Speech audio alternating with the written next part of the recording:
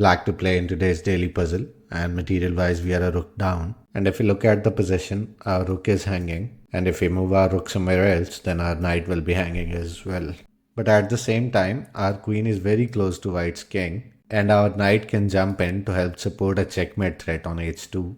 Let's start off by looking at the move rook takes on a8. Here the best move for white is not to take the rook on a8, but instead take the knight on c6. Because taking the knight will give white the control of this diagonal and the queen can jump in to defend from the checkmate threat. I will discuss the other option later, but first look at the main line of this puzzle, which starts with knight to g4, threatening checkmate on f2 and immediately pushing white on the back foot.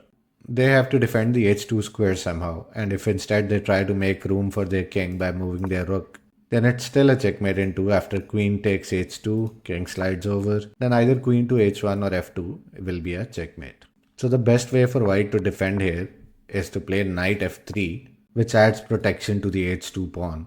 Now we have to employ a great chess tactic, which is called deflection, which happens when we push a piece away from protecting a key square. In this case, it's the knight protecting the h2 square. So in order to deflect the knight, we play pawn to e4 threatening a capture. And if they ignore the threat and let's say they take our rook, then we simply take their knight. And now white can delay the checkmate, but they cannot stop it.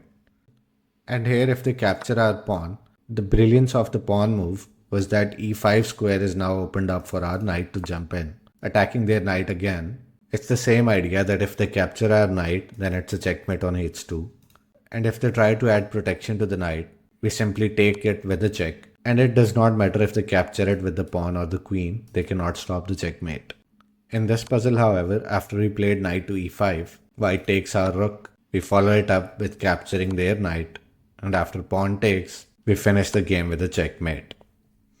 Now I'll show you what happens if we take the rook on a8 in our first move, and if white blunders and take the rook back, then it follows the same moves. After knight to g4, they bring their knight in, then we push the pawn, they take it back, then we bring our other knight in, and white is completely hopeless here. So that will do it for this one. Thank you for watching and follow for daily puzzle explanations.